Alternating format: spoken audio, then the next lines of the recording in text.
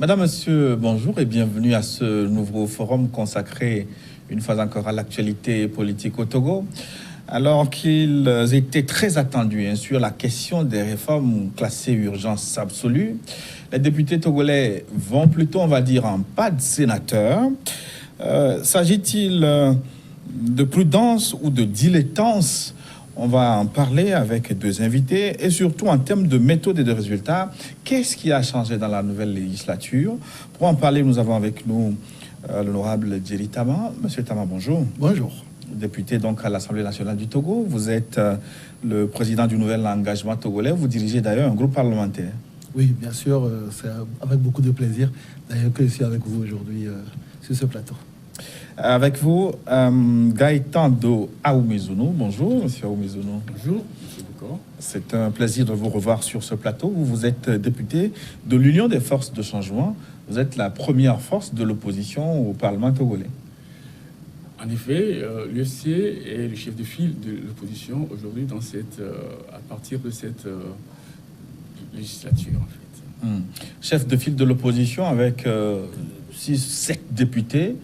Est-ce que ce n'est pas gênant? Pourquoi 7 députés sur 80 mais c'est ce que les concitoyens ont voulu. Hein. Je vous rappelle que c'est à l'issue des élections législatives que les choses se sont dessinées ainsi. Donc non, il n'y a rien de gênant en cela et nous sommes tout à fait dans notre rôle et nous avons l'ambition de jouer ce rôle pleinement et totalement. Oui, mais la première force de l'opposition quand même, qui se retrouve avec 7 députés sur 91, est-ce que vous n'êtes pas une opposition marginale, pour ne pas dire autre chose? Non, mais marginale, je ne dirais pas cela. La configuration de l'Assemblée nationale de notre pays est dessinée à travers des élections. Donc, le scrutin a donné ce résultat et nous devons nous en conformer de façon à être conforme avec notre constitution et c'est à nous et donc au chef de file de l'opposition, le docteur Jekis Olympio, qui est un doyen de notre pays. Mais il n'est pas encore nommé chef de file de l'opposition. Mais ça se fera et puis en temps opportun. Pour le moment, ce n'est pas officiel. En temps opportun, vous le saurez et puis les choses avancent. Nous sommes élus pour travailler au développement de notre pays, à travailler, à faire des propositions de loi, à superviser la politique qui se fait, à contrôler, à agir, de façon à ce que notre appui, notre contribution soit une réalité prospère, allant dans le sens du développement de notre pays. Et c'est tout ce que nous sommes en train de faire, que nous soyons opposition en nombre réduit ou opposition en nombre important, c'est le travail qui compte et c'est ce que nous ferons que vous allez juger. Mais là, vous préjugez des choses qui n'ont pas lieu d'être. Donc attendons de voir, attendez, de voir ce que nous allons faire sur le terrain et après vous pourrez informer la population naturellement. En tout cas, on verra dans les détails tout à l'heure parce que Absolument. Vous avez passé pratiquement 3 mois maintenant. Et nous sommes dans les questions introductives. Djeri Tama, est-ce que vous êtes complexé d'être à l'Assemblée en tant que force de l'opposition avec de si petits nombres de députés? Vous en avez 3. Oui, 3 plus 1 pour constituer notre groupe parlementaire, puisque vous savez que l'article 26 de notre règlement intérieur permet aujourd'hui à tout rassemblement de députés qui font le 25e de l'effectif des députés puissent constituer un groupe parlementaire. C'est un règlement taillé sur la circonstance, on va dire. Non, pas du tout. Vous savez, dans la 4e législative, il fallait 4 aussi. Donc, c'était pas... Et à l'époque, nous n'étions pas à l'Assemblée. Donc, les députés se retrouvent et puis voient exactement la configuration de l'Assemblée nationale, les sensibilités qui sont, et puis décident de donner un certain nombre pour créer un groupe parlementaire. Maintenant, si vous me demandez est-ce que nous sommes complexés d'être si peu, on peut regretter le fait que l'ensemble de l'opposition parlementaire aujourd'hui ne fasse que 14 députés. Mais vous savez, l'Assemblée nationale est régie par la règle de la majorité. Et une minorité est une minorité. Que vous soyez 44 ou que vous soyez 15, vous êtes une minorité. Et donc, sur ce plan-là, je pense que ce qui est le plus important, c'est ce que nous serons en mesure de faire, la façon dont nous allons le faire, et on pourra sans aucun doute nous juger à l'efficacité de notre action. Sinon, une minorité, je rappelle que la précédente législature faisait 29 députés officiellement encartés aux oppositions, et durant 5 ans, on n'a pas réussi à faire les réformes. Aujourd'hui, on en parlera sans aucun doute des réformes. Si nous arrivons en moins de 6 mois à faire des réformes, vous serez, sans aucun doute, mais j'insisterai peut-être à revenir sur ce plateau, pour que vous reconnaissiez que malgré le faible nombre de députés de l'opposition parlementaire, nous avons pu faire sortir des choses. Mais 29 députés à l'Assemblée nationale, s'ils tapent du poing sur la table, ça va faire du brouhaha. Ben, la plupart du temps, 4 députés qui font du bruit à l'Assemblée, la plupart du temps, vous allez murmurer. Là. Sachant que, bien entendu, l'Assemblée nationale n'est pas un tambour où on tape pour voir quel est le parti qui fait le plus grand de bruit. Je pense que ce qui est le plus en jeu aujourd'hui, c'est la capacité à discuter. On va en parler dans l'édition. La capacité à discuter, la capacité à négocier, à faire des concessions et à travailler pour des objectifs communs. Si on prend tout simplement, puisque ça nous concerne particulièrement, le fait que sur la législature dernière, il fallait 9 députés pour avoir un groupe parlementaire et qu'aujourd'hui, il a fallu 4 députés pour avoir 3 groupes parlementaires alors qu'on n'en avait que 2 dans la législature passée, vous pouvez déjà reconnaître qu'il y a eu des efforts. Il y a eu donc du travail qui a été fait parce que la majorité qui est toujours assez proche de du même parti aurait pu dire nous ne changeons rien puisque le nombre de députés n'a pas changé. Donc oui, il y a du nouveau, on en parlera sans aucun doute, mais je crois qu'on jugera les députés de l'opposition parlementaire de l'actuelle législature à l'aune des réalisations, à l'aune de l'avancée qu'ils feront, non pas pour leur propre chapelle, mais pour l'amélioration des conditions de vie de nos concitoyens. Avant de reparler de ce qui a peut-être changé dans la nouvelle législature, parlons de votre démarche, du rythme du travail de la nouvelle Assemblée. Beaucoup estiment que vous allez à pas de tortue, à pas de sénateur. Honorable Laoumezounou. En fait, moi, je ne dirais pas que l'Assemblée est en train de marcher à pas de tortue. Vous savez, nous sommes dans un cadre qui est établi par la Constitution. L'Assemblée a 2 sessions parlementaires ordinaires qui s'ouvrent. La première, c'est d'avril à juin, la seconde de octobre à décembre. Donc, nous ne sommes pas encore au mois d'avril, à ce que je sache. De 2, les élections ont eu lieu le 20 décembre 2018 et la session parlementaire de droit s'est tenue dans les règles de l'art en temps et en heure le 8 janvier 2019, comme le prévoit notre Constitution. Bien, donc nous sommes en phase, et là, lors de cette séance de droit, il y a eu la révision des statuts amendés, donc on pourra en parler. Il y a eu l'élection du bureau de l'Assemblée. Nous sommes en train d'installer les bureaux des députés. Et donc, je rappelle que notre Assemblée a de nouveaux locaux actuellement. Et donc, c'est tous ces travaux qui se font. Et moi, je n'ai pas l'impression de perdre du temps ou d'avoir du temps.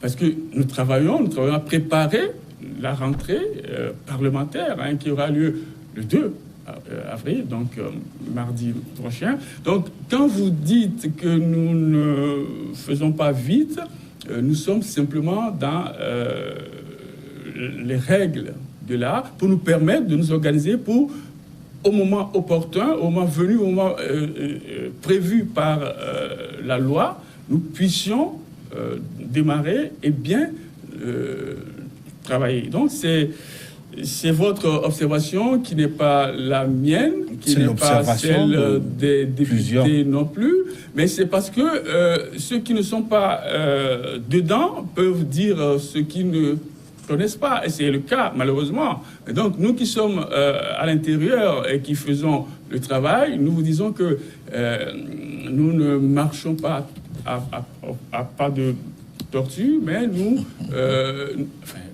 si c'est que les élections législatives avaient eu lieu en février ou en mars. En février, vous auriez vu que le rythme aurait été autre, en fait. Donc, c'est ça que je cherche à vous faire comprendre, et que vous devriez comprendre. Si nous ne respectons pas les règles que nous-mêmes nous sommes fixées, je ne sais pas ce qu'on pourra faire de façon constructive. Oui, mais vous avez été élu dans un certain contexte que tout le monde connaît, directement. Est-ce que vous comprenez tout de même ceux qui pensent que vous devriez aller plus vite que ce qu'on observe jusque-là, directement? Oui, je pense qu'aujourd'hui, il y a un impératif qui s'impose à nous tous, c'est la nécessité, qui est partagée par tous les députés d'ailleurs, à l'Assemblée nationale, de faire les réformes. Vous savez, quand le Premier ministre est passé pour faire sa déclaration de politique générale, tous les groupes parlementaires ont insisté sur la nécessité donc rapidement d'entamer le chantier des réformes constitutionnelles. Mais il n'en reste pas moins que quand vous regardez les 3 derniers mois d'intercession, en fait, il faut bien préciser intercession. En réalité, de tout temps, il y aura toujours 2 sessions ordinaires et deux intercessions. C'est-à-dire qu'une période qui permet d'abord aux députés de retourner vers leur base et une qui permet aux commissions de travailler. Parce qu'en période de session ordinaire, les députés travaillent tous les deux jours. Il y a deux plénières par semaine. Et c'est plutôt très prenant. Donc, si vous prenez aujourd'hui, ce que nous avons fait quand même durant les 3 mois, c'est que nous avons eu donc la session de plein droit à partir du 8 janvier. Nous avons eu 2 sessions ordinaires, et extraordinaires plutôt. Ce qui est quand même assez remarquable. Parce que nous avons eu la session extraordinaire pour valider ou bien accompagner la politique, la déclaration de politique générale du gouvernement. Et nous avons eu donc tout récemment la session extraordinaire pour mettre en place et la CNDH et la CENI. Ce qui constitue en réalité des travaux. Quand vous vous rendez compte quand même que nous avons travaillé il y a de cela une semaine de 9h jusqu'à 23h, il n'y a pas beaucoup de travailleurs au taureau qui travaillent dans ces délais-là. Donc, mais c'est pas la durée du temps qui fait la qualité du travail. Qui est une attente. Nous sommes parfaitement d'accord, mais il n'y a absolument pas nécessité de se précipiter. Nous restons pour le moment exclusivement dans le schéma des délais constitutionnels.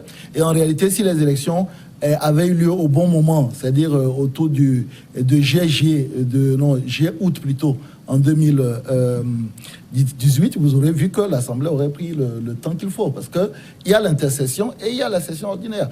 À partir du moment où nous allons commencer la session ordinaire, si vous vous rendez compte que nous allons commencer la session ordinaire et que soit le travail qu'il y a, parce qu'il y a déjà plein de textes qui sont aujourd'hui, qui attendent de commencer, de commencer le début d'études et d'exécution, en ce moment-là, vous direz que vous avez une Assemblée nationale peut-être oisive. Mais pour le moment, je peux vous dire quand même que ça travaille. Il n'en reste pas moins aussi qu'il y a beaucoup de contingences liées à l'installation des bureaux, à l'installation des commissions. Et tout ça a toujours fait toutes les autres années. Peut-être que cette année, compte tenu de la particularité de l'élection, les gens mettent plus d'accent. Mais toutes les autres années, on a toujours mis 2 ou 3 mois pour mettre en place les organes de l'Assemblée jusqu'à l'ouverture de la session ordinaire. Pour le moment, il n'y a absolument pas péril en demeure.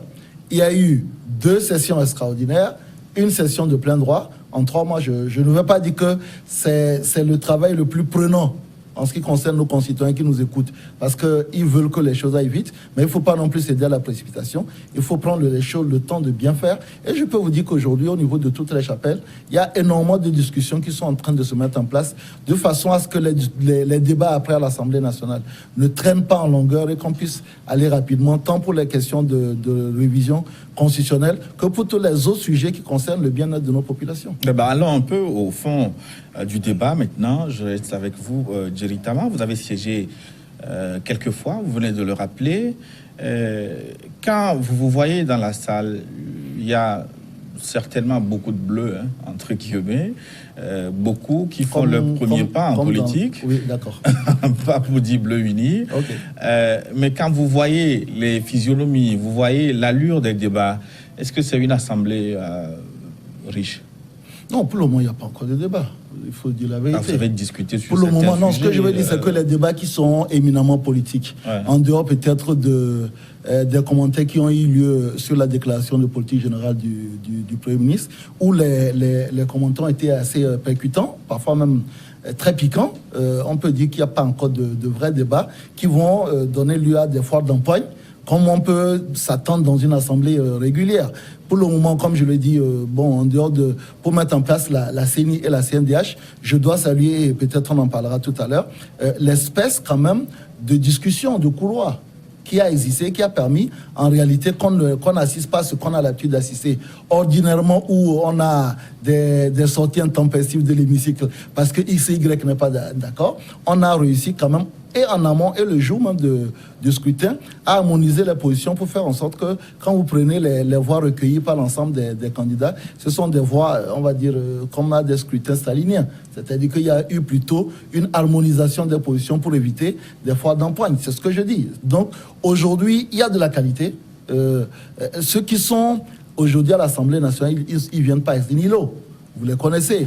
Beaucoup sont soit dans le domaine politique depuis un certain temps sans forcément être à l'Assemblée nationale. Certains sont dans le domaine associatif, d'autres sont dans l'administration. On connaît leur qualité. Et je crois que le moment venu, ils feront preuve de la qualité intrinsèque qui leur est attachée. Mais pour le moment, les débats politiques, en dehors de la déclaration de politique générale du président, du chef du gouvernement, les débats politiques ne sont pas encore sur les plateaux. Mais ça viendra. Ouais. Et comme les séances plénières à l'Assemblée nationale sont ouvertes au public, je vous inviterai à venir assister ou au minimum votre organe à venir assister aux débats qui s'y feront, parce que je peux vous garantir que ça enverra du lourd. Gaëtan Aoumezounou, le Parlement, l'Assemblée, c'est un lieu où ça discute beaucoup. C'est un endroit de joute verbale. Parfois, on en vient aux mains. Mais quand vous voyez la configuration de l'Assemblée nationale du Togo aujourd'hui, est-ce que ça ne ressemble pas parfois à un amphithéâtre? Sauf que dans les amphithéâtres, parfois, c'est très bouillant aussi, hein. Est-ce que ce n'est pas trop docile? Une assemblée glacée?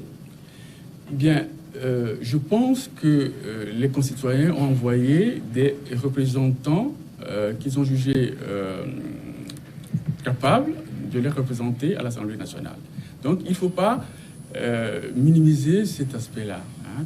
Et donc, nous sommes amenés à travailler. Et le travail n'a pas pour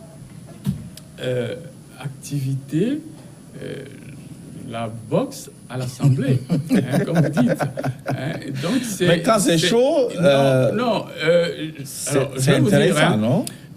J'ai croisé un député de la majorité la dernière fois qui se réjouissait de la configuration de l'Assemblée en termes de compétences. Donc, attendez. On a écouté d'autres sons de cloche. J'aurais voulu... Enfin, la personne qui disait cela est un ancien ministre, hein, qui a travaillé pour... Ça n'engage que lui, mais d'autres ont reproché à cette Assemblée son casting, qui a été un casting à défaut. En fait, pour que nous nous comprenions, j'aurais voulu que vous nous posiez des questions sur ce que nous avons pensé de la déclaration de la politique générale du Premier ministre, par exemple, parce que ce sont des choses qui ont été faites réellement. Et donc là, on peut vous apporter des réponses claires que vous pouvez vérifier. Là, vous anticipez et donc vous faites des sauts de moutons mais je ne suis pas un mouton. Non. Loin de moi de enfin, c'est l'expression, vous le savez bien. Loin de moi de vous... Non, enfin, ce que je cherche à dire ici, c'est que les médias, vous avez tendance à anticiper un peu trop vite. Donc, il ne faut pas que nous confondions vitesse et précipitation. Ben, les politiciens ont tendance à tourner autour du pot aussi.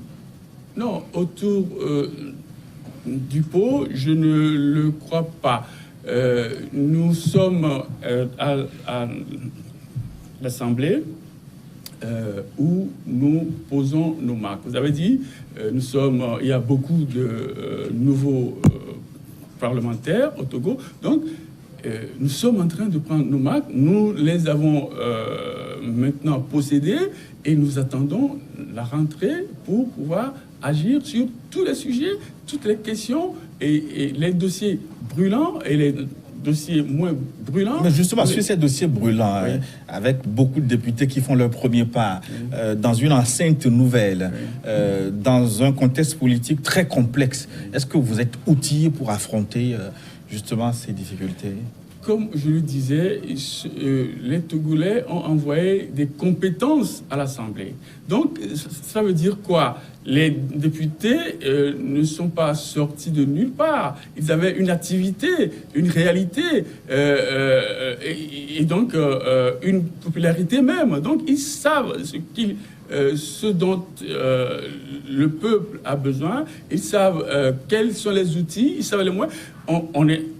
On enseigne la législation dans les écoles. Donc, vous ne pouvez pas dire que les députés ignorent ce qu'est l'Assemblée, la Constitution, tout ça. On possède tout ça. Et nous sommes là, envoyés pour pouvoir travailler de façon à ce qu'il y ait un vrai développement harmonieux et que nous puissions atteindre la prospérité dont nous rêvons. La crainte de certains, c'est de voir la nouvelle législature devenue ou confirmer le soupçon qui pesait déjà sur elle, devenir une caisse d'enregistrement. Écoutez, bon, vous me posez la question, ça fait maintenant 7 ans que je suis en politique.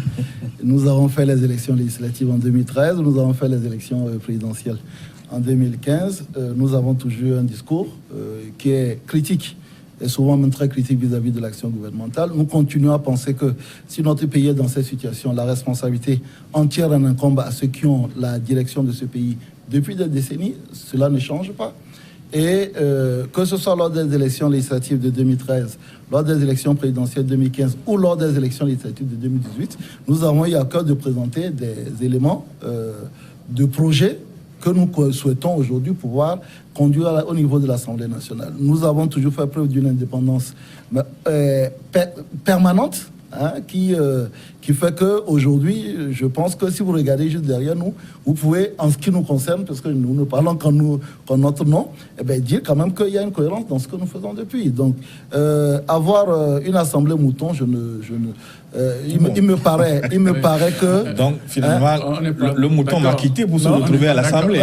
Il me paraît, si vous avez suivi quand même les interventions à l'issue de la déclaration de politique générale du Premier ministre, que nous avons au niveau de l'opposition rappelé quand même au Premier ministre que son programme devait justement s'arrêter en 2020 parce qu'il y a des élections législatives en 2020 et soulever toutes les insuffisances, surtout la nécessité de redevabilité qui est aujourd'hui un sujet qui est très important en ce qui concerne la gestion de la chose publique dans notre pays. Donc non, je ne crois pas qu'on va avoir une caisse de résonance, non, je crois pas mais je crois quand même que peut-être ce qui va changer, c'est la méthode. Le respect des interventions, la construction de nos propositions et la possibilité de rechercher en permanence le consensus, pas la compromission, le consensus, chaque fois que celui-là est possible d'atteindre. Je crois que les Togolais ne veulent pas avoir des députés qui quittent l'Assemblée chaque fois qu'ils ne sont pas d'accord, mais les Togolais souhaitent avoir des députés qui discutent au pied levé, qui discutent pied par pied sur des sujets et au niveau de l'hémicycle et hors de l'hémicycle pour pouvoir avoir des gens qui représentent réellement le peuple. Parce que le peuple togolais, il est divers. Le peuple togolais a différents problèmes et je crois qu'aujourd'hui, ce que la population togolaise veut avoir, c'est des gens qui le représentent aujourd'hui. Quels que soient les équilibres qu'il y a à l'Assemblée nationale, un député reste quand même un représentant de la nation. Et je crois que vous le verrez dans les jours à venir. Je suis d'accord avec l'honorable Omezounou qui dit qu'il ne faut pas anticiper. C'est-à-dire que vous commencez à nous faire un habillage alors qu'on n'a même pas encore commencé la session ordinaire. Je crois qu'il faudra à la limite nous donner une année pour voir exactement, au bout d'une année, qu'on puisse éventuellement venir à un tel plateau faire le bilan d'une année de la présence de l'opposition parlementaire au sein de notre Assemblée pour voir exactement si nous avons pu impacter. Et surtout, parce que quand on fait un bilan, il faut le comparer. Et surtout comparer à ce qui a pu se passer dans d'autres assemblées durant une année. C'est ce qui est le plus important. Si dans 6 mois, nous arrivons ici et que nous avons fait les réformes, et que nous faisons les élections les locales, je pense que vous n'aurez même plus à nous poser la question de savoir s'il y aura quelque chose de changé à l'Assemblée nationale, parce que les gens ont fait 10 ou 15 ans à l'Assemblée nationale sans réussir à opérer ces 2 éléments qui sont constitutifs de notre développement politique et économique. Nous sommes tout de même en démocratie, étant à Oumézounou. Certains souhaitent voir quand même une démarcation entre la majorité et l'opposition à l'Assemblée nationale. Alors, êtes-vous une opposition constructive ou une opposition complétive, c'est-à-dire un complément d'objet indirect finalement du pouvoir de la majorité? Monsieur Bokor, voyez-vous, je dirais plutôt, je vais enlever le « ou », et je dirais opposition constructive et complétive.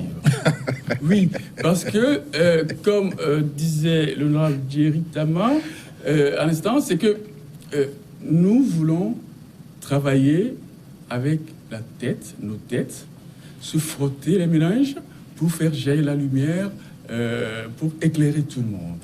Donc, il ne s'agit pas de se faire la guerre. De rester dans une logique d'opposition frontale. L'opposition ne doit pas être si frontale que celle-là. Il ne faut pas qu'on recherche le conflit, et la confrontation directe. Il faut plutôt que nous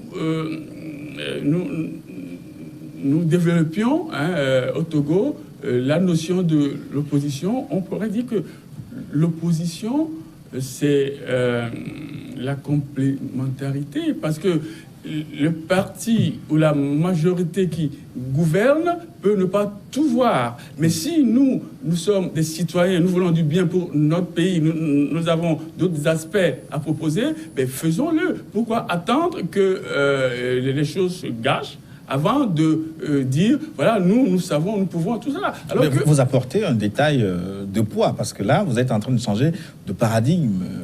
Parce que jusqu'à présent, ce qu'on appelle l'opposition dans nos pays, c'est ceux qui sont capables d'invectiver, c'est ceux qui sont capables...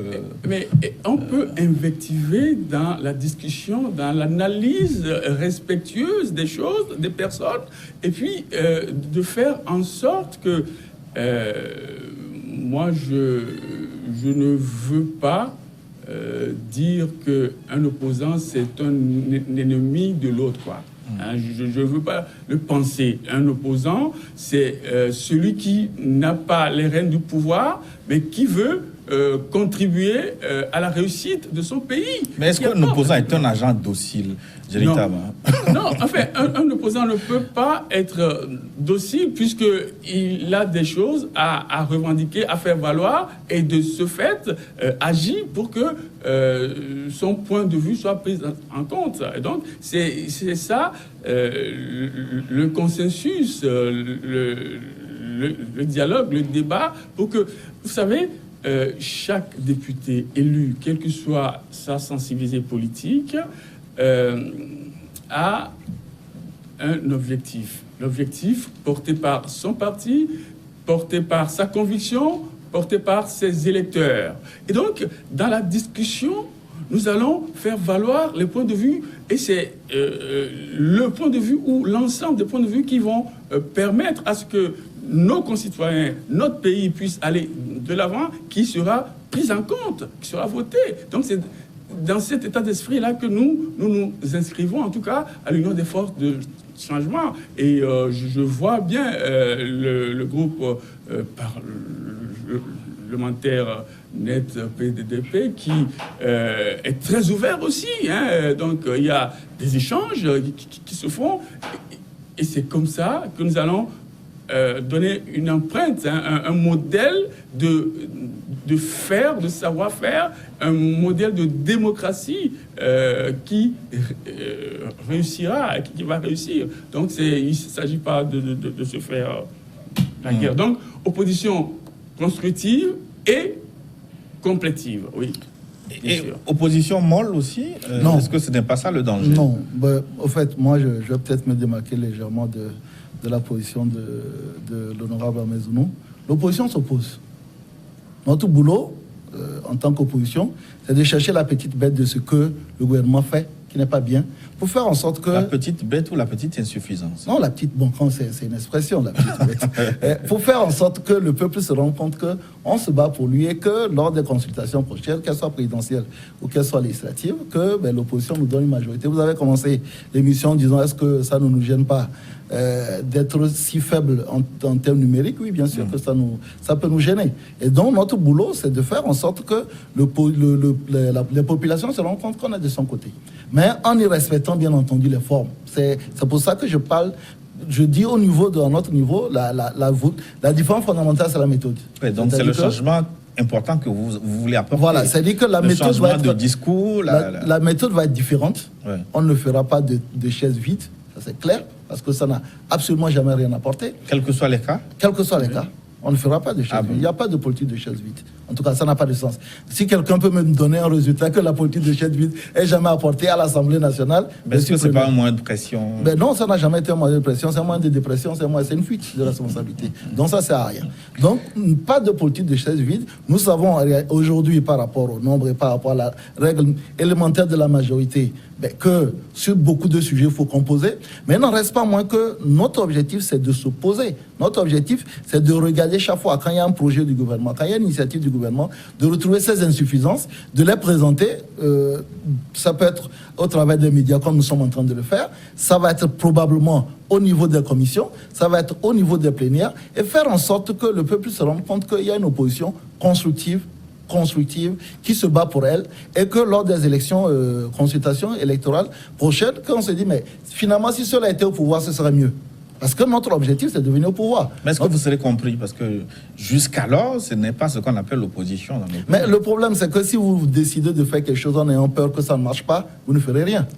Donc absolument, il faut commencer quelque part. Et ensuite, au moment-là, on verra les résultats sur le terrain. Aujourd'hui, nous sommes à l'Assemblée. Il y a 2 groupes parlementaires à l'Assemblée qui ont leurs particularités et leurs similitudes. Nous allons travailler de telle façon que les populations togolaises se rendent compte que non. Il y a quelque chose qui a changé au niveau de l'Assemblée nationale.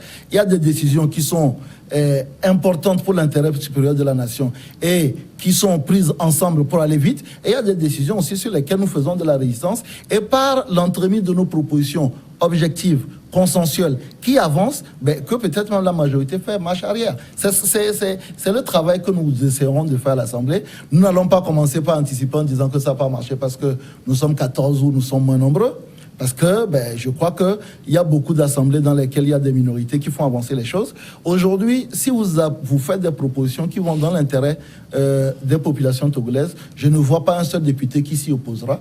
Et nous, notre travail, c'est de mieux écouter nos populations. Parce que vous savez, à mon sens, ce qui n'a pas marché dans les autres législatures, c'est que les hommes politiques présents à l'Assemblée nationale se sont plus écoutés que d'écouter la population. Et donc, se sont livrés à une forte campagne liées exclusivement aux questions de politique, aux questions liées aux réformes constitutionnelles, sachant qu'il y a beaucoup d'autres réformes, sachant qu'il y a des sujets qui concernent nos populations et qui ne sont pas forcément liés aux réformes constitutionnelles. Et nous, notre travail aujourd'hui consistera à dire, oui, nous avons besoin de réformes constitutionnelles, oui, nous avons besoin de réformes institutionnelles, oui, nous avons besoin que notre diaspora puisse voter. Mais au même moment, nous voulons que sur le terrain aujourd'hui, qu'on puisse par exemple mettre un seuil sur le nombre de mois que les gens demandent lors des bails de maison. Ça, c'est des sujets qui concernent les Togolais. Nous aimerions qu'on puisse nous expliquer... Une réforme pourrait déjà dans des pays comme le Bénin. Comme le Bénin. Nous aimerions, par exemple, qu'aujourd'hui, on vient d'augmenter le prix du carburant. Nous aimerions que les Togolais comprennent la nomenclature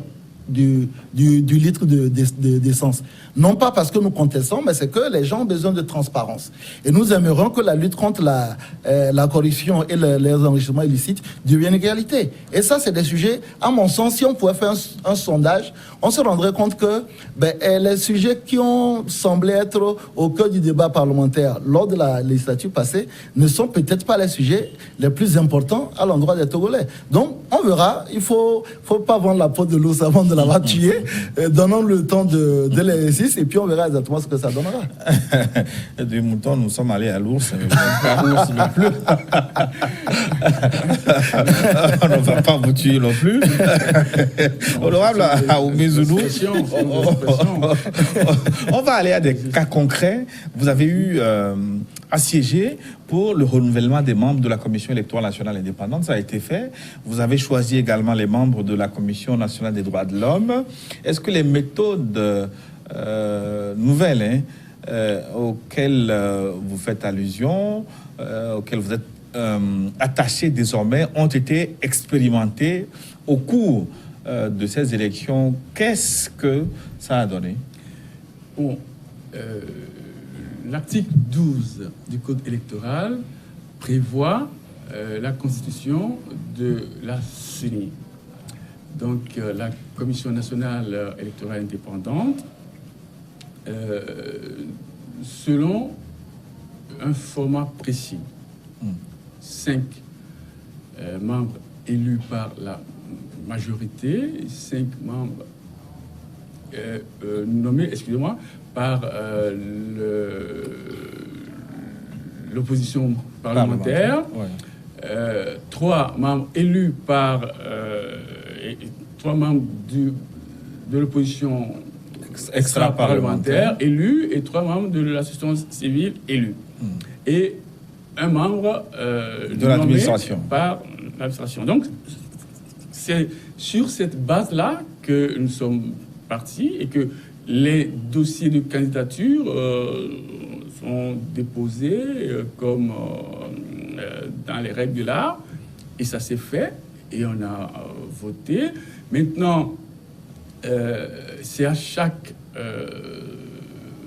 candidat de faire sa campagne, c'est à chaque parti de faire sa campagne, et c'est aux députés de voter. Maintenant que les députés votent en se concertant parce que sensibilité politique exige, ça se fait. Non, il n'y a rien de déplacé dans ces nominations, élections des membres de la CENI, oui, puisque la Cour constitutionnelle a validé les choses. Et donc, je vous rappelle que ça a été long à faire, mais parce que nous voulions faire ça comme il fallait le faire, et même ce jour-là, nous n'avons pas pu épuiser tout le point. Vous avez travaillé très tard dans la nuit. Oui. Et avant de passer la parole à l'honorable Jerry Tama, une parenthèse sur les membres désignés par l'opposition parlementaire. Pour rappel, comment avez-vous géré la situation? Il y a eu des discussions, puisqu'il y a 2 groupes parlementaires de l'opposition, l'UFC et puis Net PDP, et puis il y a les autres partis qui ne sont pas constitués en groupe. Donc nous avons discuté, échangé, et on a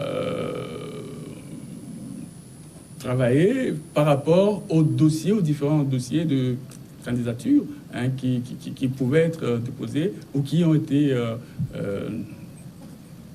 déposés par les partis ou par les candidats. Donc, c'est ce travail-là qui a été fait. C'est une démonstration de ce que nous disions à l'instant, le travail, la discussion, l'analyse et tout ce qui peut permettre de ne pas avoir des heurts violents, mais d'obtenir des résultats satisfaisants pour arriver à trouver un résultat efficace à la fin. Est-ce que tout le monde a été satisfait de la façon dont la désignation des membres de l'opposition parlementaire a été opérée? Vous, par exemple, est-ce que ça vous convient? Je dois dire d'abord que pour une fois, on a eu quand même une élection des membres de la CENI sans donner lieu à des conférences de presse intempestives, à des prises d'empoigne dans la presse par partis politiques interposés. On a entendu certains députés dire qu'ils n'ont pas été très heureux de ce qui s'est passé, qu'ils ont fait contre mauvaise fortune. Je dis pour une fois, nous n'avons pas eu une suspension ou plusieurs suspensions de séance par rapport à l'élection des membres, des 17 membres ou alors des 5 représentants de l'opposition parlementaire.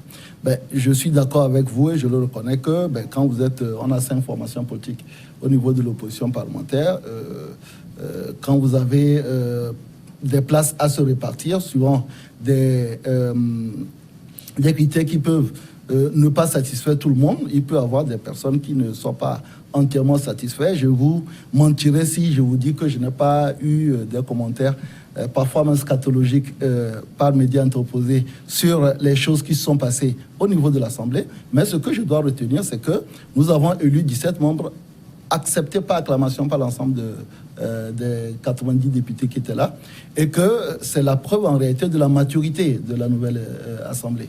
Et que sur les 5 représentants de l'opposition parlementaire, nous avons 2 groupes parlementaires qui ont présenté des listes, et ces listes-là ont réussi quand même à avoir une harmonisation, ce qui a permis que les 2 groupes parlementaires ne contestent pas les 5 représentants qui ont été élus, et que sur le fond, quasiment la majorité de l'opposition parlementaire ne le conteste pas.